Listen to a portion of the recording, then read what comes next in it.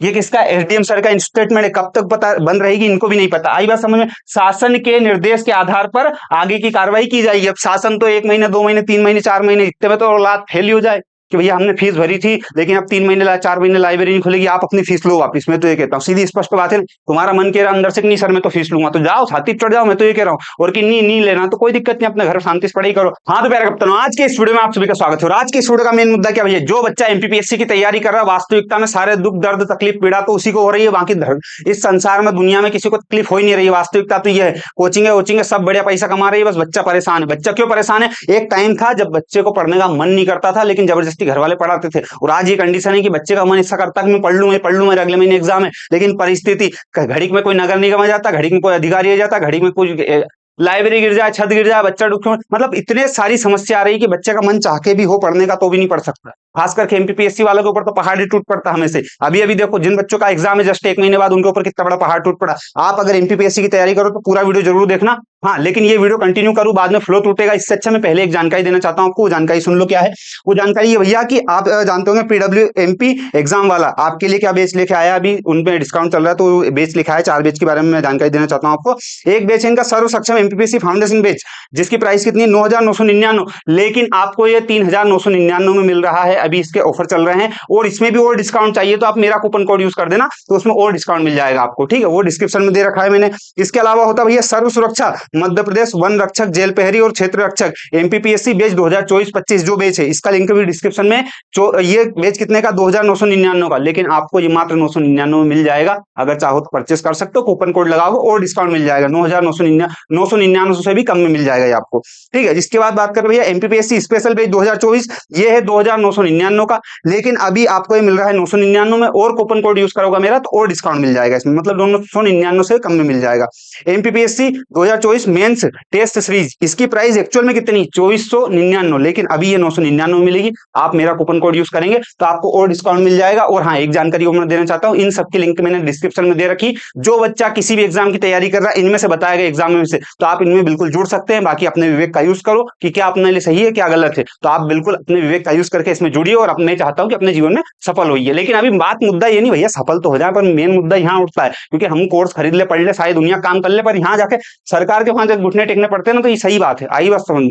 अभी कांड क्या हुआ एमपीपीएससी में, देखो इंदौर में लाइब्रेरी कोचिंग क्लास सील करने से नया संकट। अभी आपने यूपीएससी वाला एक मैटर तो सुना होगा कि 3 बच्चे बेसमेंट में डूबने के कारण उनकी जान चली गई, जो कि बहुत दुखद घटना थी, जिसका मुझे क्या सारे संसार को अफसोस हुआ, मतलब भारत के इतने लोग जानते हैं उस मैटर को। तो वो एक मैटर हुआ है। अब उसमें क्या हुआ भैया, उसमें अपने यहाँ पे एक चोचला चलता है कि जब भी कोई घटना हो तो और नहीं ऐसा नहीं होना चाहिए। जैसे कुछ टाइम पहले जो कोचिंगों में आग लगी थी, गुजरात वाला दिल्ली वाला, तो उसके बाद क्या हुआ था कि कोचिंग के अंदर वो होना चाहिए 2 गाइड होना चाहिए और वो आग बुझाने का होना चाहिए और फलाना ढिमकाना, और कहीं नहीं 2 दिन बाद सब भूल गए।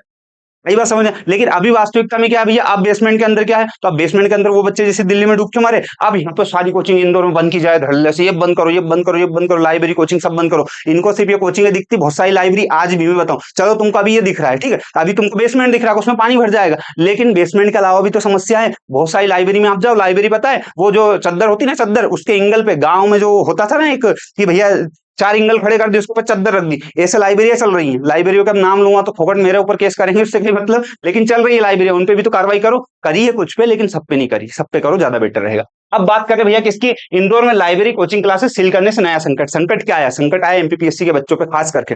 संकट तो सभी बच्चों पे आया है लेकिन एमपीपीएससी वालों को बिल्कुल गले गले पानी आ गया, थोड़ा सा और बच्चा तो खत्म ही हो जाएगा सिस्टम। क्या हुआ भैया, ऑफलाइन जो बच्चे ऑफलाइन पढ़ाई करते हैं रिवीजन बंद हो गया उनका। कैसे, एमपीपीएससी स्टूडेंट बोले सितंबर में मेंस है, अभी जस्ट अभी कुछ दिन बाद ही 15-20 दिन मान लो मैक्सिमम मेंस आने वाला है। अब वो बच्चा जो 2-2 3 बार क्या कर चुका है, मेंस लिख चुका है, उसका वापस से मेंस है, अब वो रिवीजन कर रहा है। और इंदौर की कंडीशन बताऊं, इंदौर का 90% बच्चा लाइब्रेरी में जाके ही पढ़ना पसंद करता है। रूम पे उनको नींद आती है या फिर जो भी उनका एक एटमोस्फेयर है, लेकिन वो क्या पढ़ता है, अब जाके लाइब्रेरी में पढ़ता है। और अभी लाइब्रेरी की कंडीशन क्या कही है, नगर निगम आया भैया डायरेक्ट बंद किया और चलेगा, उनने खत्म बस हो गया। अब बेचारे बच्चों का लैपटॉप पड़ा है, वहां पे लैपटॉप में नोट्स बनाते हैं, बुक पढ़ी, किताब पढ़ी, सिलेबस पढ़ा, एयरफोन पढ़े, दुनिया भर का सामान वहीं पे पड़ा है। क्यों, क्योंकि बच्चा मैक्सिमम टाइम 12-12 घंटे लाइब्रेरी में रुकता बच्चा, तो बच्चे की सारी चीजें वहां पड़ी है। अब तुम आते हो बिना इन्फॉर्मेशन दिए ताला लगा के चले गए, अरे ताला लगा के चले गए तो इतने दिन बाद, यूपीएससी वाली घटना तो कब हुई थी, आज इतने दिन बाद नींद खुली। अब बच्चा तो शांति से पढ़ रहा, चलो भैया यूपीएससी वाला कांड हो गया, अपनी लाइब्रेरी बंद नहीं हुई। अब बच्चा खाना खाने गया घर और शाम को आके देखे तो लाइब्रेरी बंद, एक भी सामान नहीं निकलेगा उसका, मतलब 60-70 हजार का लैपटॉप पड़ा हुआ है, सारी चीजें उसमें पड़ी हुई है। अब बच्चा करे तो करे क्या, चलो ये सब तो डूब भी जाए, मेन मुद्दा ये है कि अब जो बच्चा मेंस दे रहा है, जिसने नोट्स बनाए, शॉर्ट नोट्स बनाए, रिवीजन कर रहा है, और लाइब्रेरी में वो बंद पड़े हुए हैं। आई बात समझ में? तो ये कहीं ना कहीं बच्चे का कितना बड़ा नुकसान है। और ये नुकसान इस तरीके से कि भैया इतनी सारी अभी 40 संस्थाओं को, 40 लाइब्रेरी और संस्थाओं को क्या किया है, बंद किया है, मतलब उन पर सील किया है। अब ये बिना किसी इन्फॉर्मेशन के किया है, तो ये दुखद घटना है देखी जाए तो। मैं ये नहीं कह रहा हूँ कि प्रशासन ने बहुत गलत करा, बहुत बढ़िया करा, ये तो करना था, लेकिन कुछ इन्फॉर्मेशन ताकि बच्चा अपना नोट्स निकाल पाए, उसके भविष्य के साथ खिलवाड़ क्यों करना है। कोचिंग वालों का कुछ नहीं, आज बंद हो गए, 2 दिन बंद रहेगी, 3 दिन बंद रहेगी, बाद में पैसे देंगे 1-2 लाख रुपए, एकदम सब सिस्टम ओपन हो जाते हैं, होते ही आए हैं अपने देश में, तो चलते आए, आपको भी पता अच्छे से। तो ये बात चल गई भैया इसकी। अब बात कर रहे हैं अपन कि भैया ये जो चीज है, ये लाइब्रेरी और जो कोचिंग है बंद हुई है, हमारी काफी किताब अंदर रह गए, हम रिवीजन नहीं कर पा रहे, ये कब ओपन होगा? तो अभी देखो यहाँ पे इसके बारे में न्यूज में लिखा होगा, ये अब फिर कब और कैसे खुलेंगे, इसका कोई पता नहीं, इसका जवाब किसी के पास नहीं है। मतलब कोई अता पता नहीं है, दूर दूर 2-2, 3-3 किलोमीटर कोई पता नहीं किसी को कि भैया कब खुलेंगे। कई स्टूडेंट 3 महीने से एडवांस फीस भर चुके हैं। एडवांस फीस पता है, बच्चा लाइब्रेरी ज्वाइन करता है ना, यहाँ पे तो एडवांस फीस देता है। एडवांस इंदौर में तो इतना चोचला है, मतलब मकान से लेके, लाइब्रेरी से लेके, कोचिंग से लेके, हर चीज की एडवांस फीस देनी पड़ती पहले। बच्चे ने यहाँ पे 3 महीने लिखा, 3 नहीं, बच्चे 1-1 साल तक की एडवांस फीस जमा करते हैं। आई बात समझ में? तो बच्चों की 1-1 साल की फीस डूबी है। अभी जो बच्चों की फीस डूबी है, वो बच्चा फीस वापस ले सकता है, किसी भी कोचिंग से लो आप फीस, अगर आपके साथ ऐसा हुआ तो। लाइब्रेरी से लो, कैसे लोगों मैं बताता हूँ अभी, रुको। ठीक है, 1 महीने बाद सितंबर 2024 में, मतलब अभी जस्ट 24 में, क्या है बच्चा, एमपीपीएससी की मुख्य परीक्षा है जिन बच्चों की। अब जिस बच्चे का पेपर है, चलो जिनका नहीं है वो भी पढ़ेंगे, ऐसा थोड़ी नहीं कि वो अनपढ़ है, वो उनको पढ़ना लिखना नहीं आता, उनका कोई भविष्य नहीं, उनके माता पिता का उनके ऊपर प्रेशर नहीं, सब कुछ सेम रहता है, बस ये कि वो परीक्षा नहीं दे रहे हैं अभी, तो इसका ये मतलब थोड़ी ना वो पढ़ेंगे नहीं, पढ़ेंगे तो वो भी ना, तो लाइब्रेरी तो उनकी परीक्षा तो मतलब पढ़ाई तो उनकी भी बाधित हुई है ना, तो उस विषय में भी तो सोचना चाहिए थोड़ा सा। अब तक कोचिंग सेंटरों सहित करीब 40 शिक्षण संस्थाएं, 40 बंद कर दिया। अब 40 में अगर मान लो एक में 100 बच्चे पढ़ते थे और 100 बच्चों की पढ़ाई बाधित हुई है, तो 40 से गुणा करो कितने, लगभग 400 बच्चे तो यहीं पे चले गए ना। और उसमें अगर 50-60 बच्चे मेंस वाले हो गए तो होगा कल्याण, वाह वाह, बहुत बढ़िया, शानदार। ठीक है, तो इस तरीके से होता है पूरा सिस्टम। अब कलेक्टर आशीष जी ने क्या किया भैया, चेतावनी दी है कि अब बेसमेंट में उपयोग सिर्फ पार्किंग के लिए होगा। बिल्कुल ये बहुत सही निर्णय हुआ कि पार्किंग के लिए ही होना चाहिए और किसी लिए होना नहीं चाहिए। अपने यहाँ के भेड़ बकरी सरी पढ़ा रहे यार, पार्किंग घुसड़ घुसड़ के बच्चों को पढ़ा रहे, अरे वो बेचारे मर जाएंगे वहां से, गर्मी में गर्मी इतनी पड़े, बारिश में पानी भरा जाए, और वहां के मतलब क्या ही बताऊं उसके बारे में। तो चेतावनी दी है कि बेसमेंट में यदि अन्य उपयोग किया जा रहा है तो खुद ही हटा ले। खुद ही हटा ले मतलब ये एक तरीके की धमकी समझ लो, चेतावनी समझ लो, जो उनकी भाषा में समझना वो समझ लो।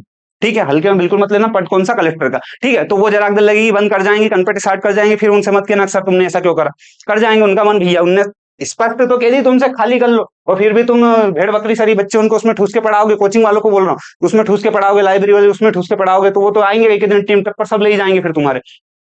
अन्य रिमूव की कार्रवाई की जाएगी, मतलब इसको हटाने की कार्रवाई की जाएगी। इसके लिए बिल्डिंग मालिकों को 1 महीने का समय दिया गया है। अब बताऊं मेन मुद्दा क्या होता है, कोचिंग वाला क्या करता है। अब यहाँ पे अपने को लगता है कि कोचिंग गलत है, कोचिंग गलत नहीं है, देखा जाए तो जिनकी बिल्डिंग है वो भी तो कहीं ना कहीं गलत है, क्योंकि उनने बिल्डिंग किराए पे दे रखी, किराए पे दे रखी ना, लेकिन लेने वाला भी कहीं ना कहीं गलत है। तो मकान मालिक जो बिल्डिंग दे रहा है किराए पे बेसमेंट कोचिंग वालों को, वो भी गलत है, लेने वाला भी गलत है, और यूं तो कह दो तो भैया स्टूडेंट भी गलत है। तो बेचारा जाए कहाँ, वहां नहीं जाए बेसमेंट में तो कहा जाए, जो टावर पे बंदी है वो तो फीस ज्यादा लेनी है भैया, उनका फीस तगड़ा फीस होना, तो वो इतना है नहीं बच्चे के पास।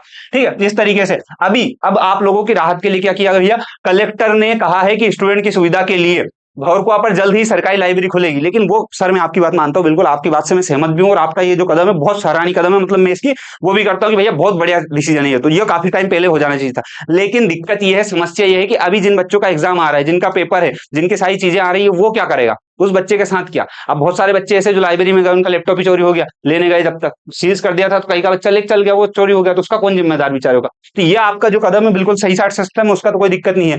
अब देखो, लोहे के एंगल पर काम रखी है 2 मंजिल बिल्डिंग। 2 मंजिल बिल्डिंग मतलब आपने बहुत सारी लाइब्रेरी देखी होगी, शायद आप भी किसी लाइब्रेरी में जाते हो, नाम कमेंट में मत लिखना, अच्छा नहीं लगेगा, किसी की बेइज्जती होगी।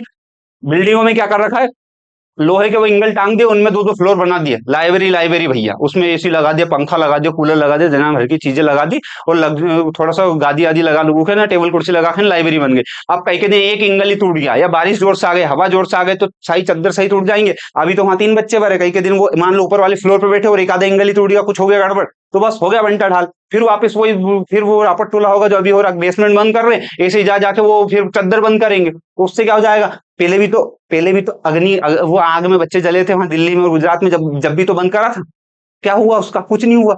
आई बात समझ में? तो इस तरीके से भौरकुआ इलाके में भोलाराम उस्ताद मार्ग पर संचालित हो रही कई लाइब्रेरिया और जो कोचिंग है, जिसमें कुछ का नाम है, नाम लेने से कोई ज्यादा मतलब नहीं है, लेकिन आप समझ जाओ, नाम सब तो आप लोग सभी तो पढ़ते मालूम।